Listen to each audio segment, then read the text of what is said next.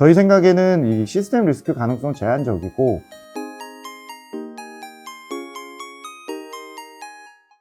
네, 안녕하십니까. 하나증권 리서치센터에서 중국 투자 전략을 담당하는 김경환입니다. 오늘은 중국 8월달 투자 전략 말씀드리도록 하겠습니다.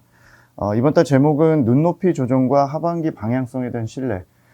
저희가 7월달 전망을 좀 말씀드리면서 실적 시즌 관통하는 과정에서 5, 6월에 V자로 반등한 중국 증시는 좀 쉬어갈 거라고 말씀을 좀 드렸었고요.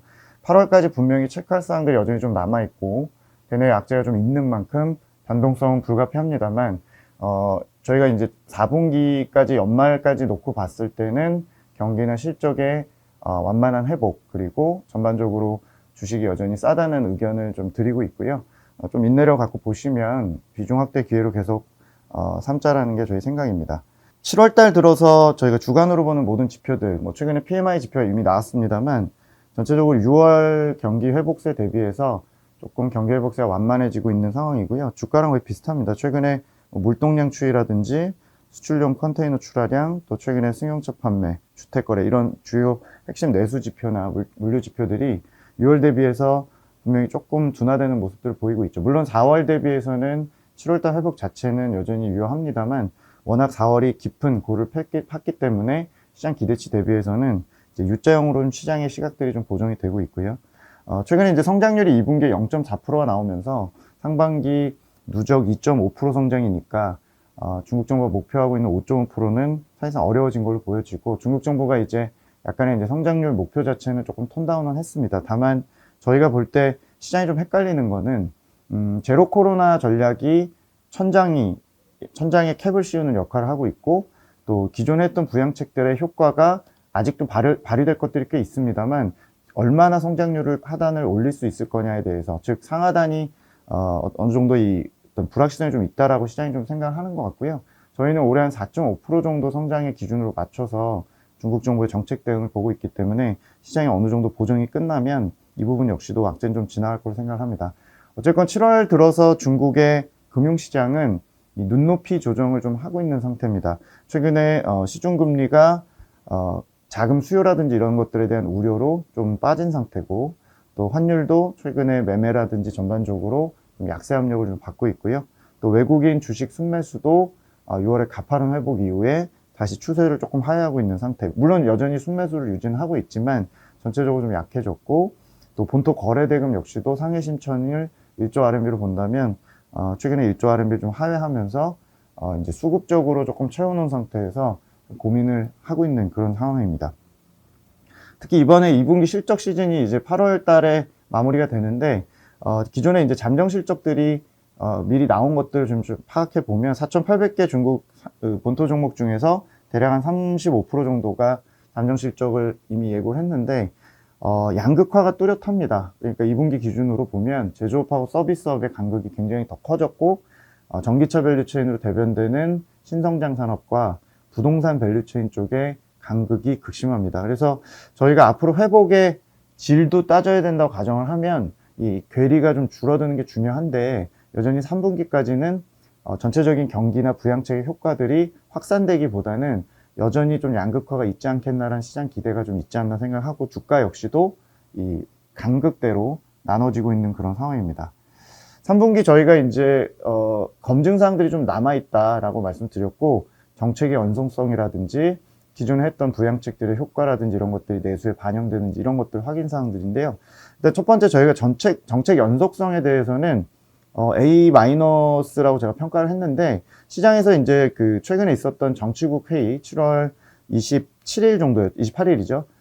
지난 4월 말에 정치국 회의가 그 주가 저점을 만들었기 때문에 이번 회의에서 어떻게 얘기하는지 시장이 좀 고민을 했는데, 일단 성장 목표는 올해 최선을 다하겠다라는 얘기를 하면서 대략 한 5.5% 성장 목표가 어려워지면서 4.5% 정도에 좀 포커싱을 맞췄다고 생각을 하지만, 전체적인 그 부양책의 내용들은 나쁘지 않았습니다. 재정이나 통화는 여전히 확장적이고, 사실 금리가 낮은 걸 보시면 아시겠지만 이 수요가 회복되는 거에 대한 모니터링의 문제지, 지금 정책들은 이미 완화적으로 굉장히 해놓고 기다리는 단계고요. 산업 정책도 계속 완화하겠다라는 시각들, 또 여러 가지 이제 인프라라든지 이런 것들도 지연된 것들이 3분기에 반영될 거라는 의견들 제시를 했습니다. 무엇보다 중국이 그 11월에 새로운 20기 지도부 출범과 무관하게 고용 상황이 지금 너무 나쁘죠. 그러니까 최근에 서비스업 고용이 70%인데 그쪽이 나빠지면서 전체적으로 계속 고용 문제 때문에라도 부양적인 스탠스를 유지할 수밖에 없다고 보여집니다. 물론 시장이 기대했던 하반기에 거의 7%를 만들어야 5.5%를 만들 수 있는 식의 무리한 정책에 대해서는 지양하겠다고 얘기를 했지만, 전체적으로 그 고용 상황을 봤을 때는 내년 상반기까지 부동산이나 플랫폼 규제 관련된 완화, 그리고 재정이나 통화 확장은 이어질 거로 생각합니다. 그 정책보다는 이제 내수가 회복되느냐가 되게 중요한데, 뭐 강도가 더 세면 좋겠습니다만 전체적으로 제가 볼 때는 유동성도 상당히 상반기에 많이 뿌렸고요. 중요한 거는 여기 왼쪽에 보시는 중국의 가계와 기업의 중장기 대출, 이 데이터가 하반기 키 데이터입니다. 이 데이터는 거의 1년 동안 폭포수처럼 떨어지면서 중국의 그 반복된 산업 규제라든지 최근에 이 어떤 규제 산업들의 심리, 또 민간단의 여러 가지 이제 어떤 위축된 심리들을 보여주고, 또 부동산 위축이 가계 대출을 급감을 시키면서 이 중장기 대출 자체가 반등을 하지 못하면 하반기 내수 시장의 회복의 퀄리티도 상당히 떨어질 수 있다고 볼 수 있어서, 저희가 당연히 가계 쪽의 중장기 대출의 선행 지표는 주택 거래 같은 지표를 보고, 또 서비스업이나 기업 쪽의 이런 상황도 좀 보고 있습니다. 일단 6월 달에 다행히도 반등을 시작을 했기 때문에 하반기까지 완만하게 반등을 한다는 게 저희 기본적인 시각이고, 거의 이 중장기 대출 추이가 중국의 그 주가의 밸류에이션이나 국내 중국 관련주의 연동과도 굉장히 높기 때문에 앞으로 계속 팔로우를 해드릴 거고요. 일단 중국이 당장 3분기에 그나마 믿고 있는 거는 역시 지연되고 있는 정부 인프라 투자 관련해서 기존의 에너지나 뭐 이런 쪽의 투자 제외하고 기초 토목공사나 건설업, 또 이런 전통 인프라 관련 수요들입니다.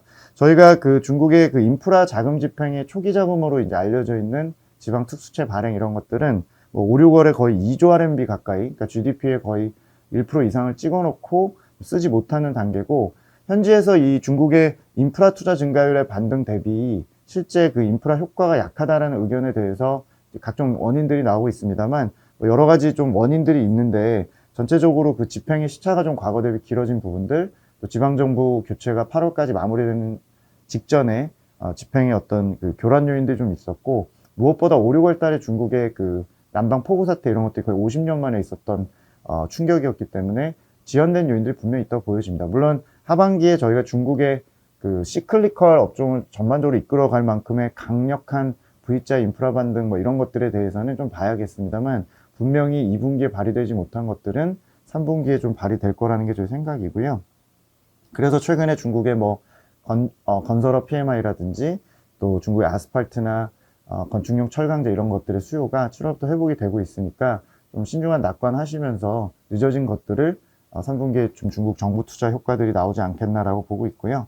그 소비의 경우는 매우 완만한 회복을 하반기에 예상을 하고 있는데, 소비의 경우는 상반기에 저축률이 급등을 하고 저축이 굉장히 그 은행으로 들어갔다는 의미는 사실은 소비 심리가 상당히 나쁘고 부동산이나 컨택 산업 이런 쪽에 상당히 충격이 어떤 반영이 됐다 볼 수 있는데, 저희가 볼 때 하반기에 4분기까지 놓고 보면 자동차, 전기차 같은 정책 효과가 발휘되는 쪽과 포함해서 핸셋이나 전자상거래, 음식료 이런 쪽은 2분기 바닥으로 해서 방향성 자체는 우상향으로 잡힐 걸로 보여지고, 또 의외로 정책 효과들이 누적된 것들이 좀 발휘가 되면서 조금 그 시장에서 좀 덜 들고 있는 중국 컨슈머, 소비재들 같은 경우는 계속 조금 매집을 하기 시작하는 부분이 좋지 않겠나. 그리고 4분기에 화장품이나 저희가 이제 그 쇼핑 시즌을 앞두고 전자상거래, 화장품 이런 쪽에 대해서는 조정 시에는 조금 비중 확대 의견을 드리고요. 소비에 대해서는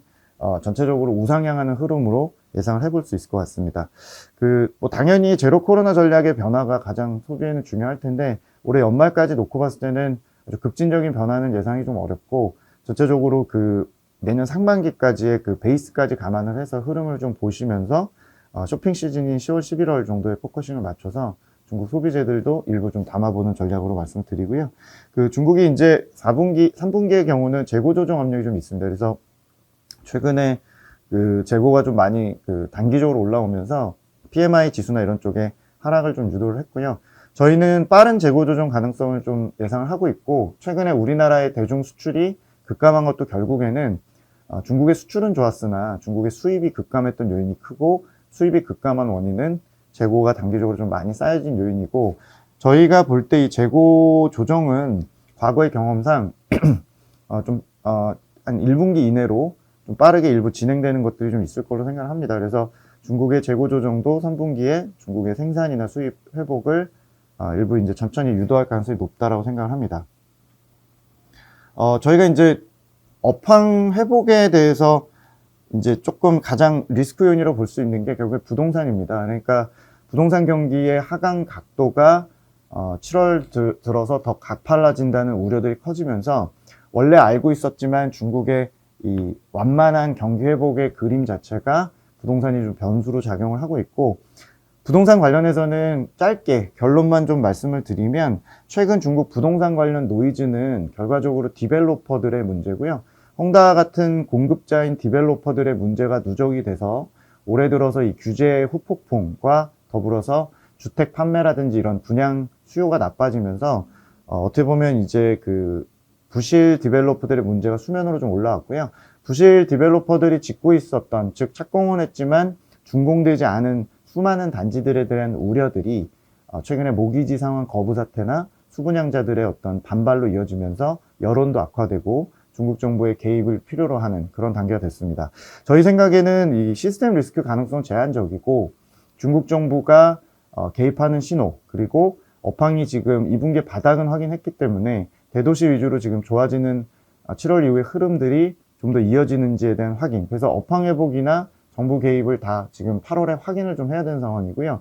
7월 달에 이 관련 우려들 때문에 사실은 중국 은행주가 더 빠질 정도로 범금융시장과 부동산의 충격에 대해서 좀 우려들을 좀 하고 있습니다. 저희가 생각할 때 지금 현재 문제적 디벨로퍼들이 갖고 있는 소위 말해 이런 모기지 상황 거부 쪽을 유도하는 식의 이런 후폭풍의 크기는 대략 1조 위안 규모 정도로 보고 있고요. 하반기에 중국 정부가 중앙이든 지방이 나서서 개입하는 규모, 즉 뭐 배드뱅크라든지 구제 펀드라든지 이런 것들의 도입 규모가 총 합이 대략 1조 위안 정도는 돼야 이 리스크를 좀 봉합하면서 어떤 그 입주가 지연되고 있는 그런 수많은 단지들의 입주를 좀 유도하고 업황도 좀 살아나는 형태가 되지 않을까 싶고요. 그래서 중국 뉴스 플로우를 보시면서 1조 위안 규모 정도 되는구나 확인하시면 이 문제 역시도 지나가지 않겠나 생각을 합니다. 마지막으로 저희가 이제 그래서 그 올해 경기나 물가의 패스 자체는, 선진국이 빠른 경기 침체라면 중국은 2분기에 이미 경기 침체 2차 확인을 했고 탈피라는 과정이지만, 그 탈피의 각도에 대해서 3분기에 좀 시장이 고민을 하고 있다. 하지만 우상향 흐름의 변함은 없고, 베이스 요인까지 감안하면 중국이 하반기에 5, 6% 성장은 여전히 가능하지만, 그 성장률보다는 내부의 이제 퀄리티 같은 것들, 아까 그 산업 간의 양극화 이런 것들이 채워지느냐, 즉 소비나 부동산 이런 쪽으로 확산이 되느냐 여부가 3분기에 저희의 관건이고, 전체적으로 지금 중국의 금리라든지 유동성 환경이 좋기 때문에 3분기까지 시장이 고민하는 과정에서 성장주, 뭐 전기차나 배터리나 반도체나 전반적인 성장주가 좀 더 아웃퍼폼하는 구간으로 볼 수 있을 것 같습니다. 하반기 방향성에 대한 신뢰 중에 저희가 가장 제시하는 것 중에 하나는, 중국이 지난 4년 동안 상당히 그 타이트한 규제를 했기 때문에 풀 수 있는 정책 여력이 역으로 많다라는 부분을 제시해 드렸고, 통화나 재정도 하반기에 계속 확장적으로 가져가는 가운데 지난 3, 4년 동안 했던 지방정부에 대한 디레버리징이나 또 지금 부동산에 대한 완화 여력이나 이런 것들이 충분하다라는 게 제 생각입니다. 화끈하진 않아도 어떤 중국의 실력 자체는 계속 다른 국가들의 에너지 위기나 경기 침체나 스태그플레이션 압력 하에서 상품 가격 통제라든지 작년에 했던 탈타소 전략에 반대되는 전략들, 이런 것들이 중국의 그 경기가 완만하지만 회복되기에는 충분하다는 생각을 좀 갖고 있습니다. 3분기에 저희가 유망하게 보는 업종은 여전히 정부 투자 관련해서 뭐 에너지나 인프라, 전기차 여전히 주도적인 역할을 유효하고요. 물론 수급적으로 좀 많이 차 있는 상태에서 어떤 변동성은 좀 있겠습니다만, 여전히 한 축으로서 중국의 에너지나 전기차 쪽을 채워가는 거에 대한 생각에 변함은 없습니다. 그 중국 증시는 기존에 제시한 밴드 유지를 하면서 저희가 4월 달이 바닥이었던 시각 계속 유지하고 있고, 3분기 2차 반등을 위해서는 앞서 말씀드린 재고 조정이나 부동산 관련 구제금융 펀드 도입 같은 노이즈 해소 요인들이 좀 필요하고, 그런 걸 바탕으로 해서 이번 8월 달에 실적 시즌 마감 전에 2차 반등을 재개할 걸로 보여지고요. 다만 이게 V자 반등의 흐름보다는 5, 6월 대비해서는 각도가 좀 완만한 형태로 급등 후에 다시 한번 조정을 좀 하고 다시 좀 에너지 축적을 하고 이런 형태가 되지 않을까 싶고, 9월, 10월을 저희가 2차 반등 기간으로 좀 보고 있기 때문에 조금 중국의 악재들이 특히 홍콩이나 이런 시장 중심으로 해서 조금 빈번하게 발생을 하고 있지만 좀 매수하거나 홀드하는 기회로 계속 의견으로 유지를 하고 있습니다. 28페이지에 저희 성장주가 여전히 좀 우위에 있다라는 의견 계속 드리고, 기회가 될 때 계속 중국의 소비주들을 점진적으로 좀 확대하는 전략을 좀 기억하시면서, 일단은 지난달하고 크게 달라지지 않았고 중국의 악재를 조금 소화하는 과정이니까 저희 자료들 좀 자세히 내용 보시면서 시장을 좀 견디는 과정에서 좀 신중한 낙관으로 보시면 되지 않을까 싶습니다. 나중에 중국 부동산이나 이런 것들 추가로 기회 되면 업데이트 드리도록 하겠습니다. 오늘 여기까지 하겠습니다. 감사합니다.